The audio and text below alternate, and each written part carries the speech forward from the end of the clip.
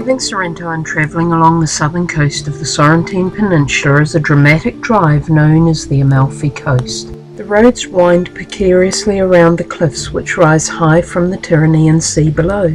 The view, which encompasses small offshore islands across the azure blue sea, is stunningly beautiful in the bright sunshine. The road is dreadfully narrow and in places must burrow through some of the promontories.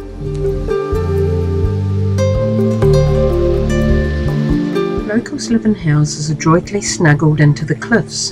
Hillsides are terraced to grow their food, and the rock is tunnelled into, providing instant rooms which are naturally insulated, making the homes comfortable to live in.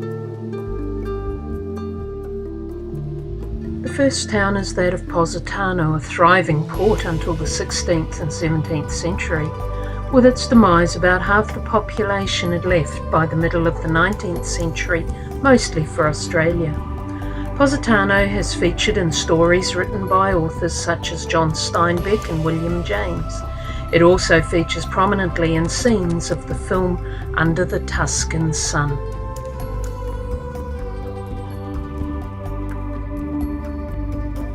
Next is the town of Amalfi. First mentioned in the 6th century AD, its history was as a significant maritime port. Amalfi traded grain and timber, also salt with Sardinia. It also traded slaves, gold and silk. This allowed Amalfi to remain independent, and for much of its early history it operated as a duchy. It rivaled Pisa and Genoa for its wealth, before Venice developed as a maritime centre. In the 1100s the town was taken by the Pisans and it declined as a port. Amalfi has always attracted tourists. Medieval architecture is strongly represented today in the Duomo St Andrew. The cathedral is central to the town, standing in the Piazza Duomo. It dates back to the 11th century. Pietro Capuano brought the remains of the Apostle Andrew from Constantinople to the cathedral in 1208. The interior of the building is adorned in the late Baroque style with a nave and two aisles divided by 20 columns. The gold cased ceiling has four large paintings by Andrea d'Asti.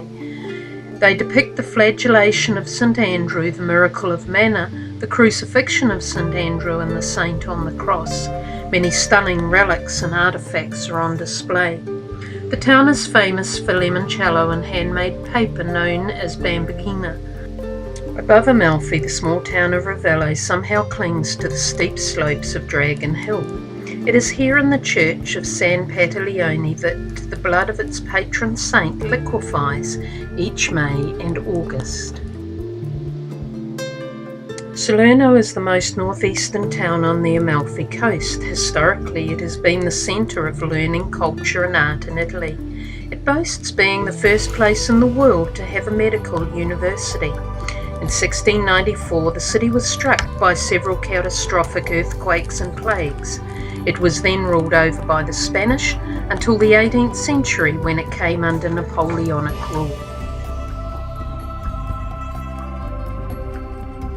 Operation Avalanche, the Allied invasion of Italy during World War II, took place in the area of Salerno. The Lattari Mountains were a natural barrier, so the Germans had set up a defensive position near Salerno and were ready as the first Allied troops landed on the shore of Paestum. They were welcomed by a loudspeaker from the landing area in English saying, "Come on in and give up, we have you covered."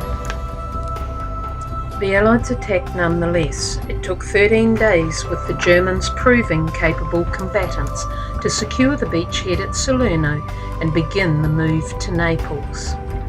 In 1943, after Italy negotiated a peace with the Allies in World War II, Salerno hosted the King of Italy and served as the capital for a brief period.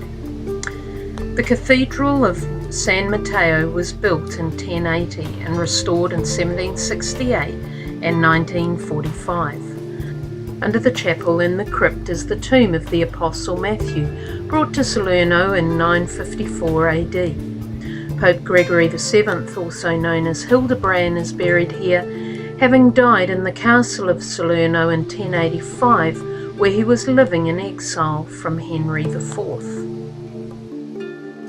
The Amalfi Coast remains a popular destination among tourists. It is also a setting for fictional racetracks in the Forza Motorsport 3 and Gran Turismo 4 video games. The Amalfi Coast is truly a trip worth taking.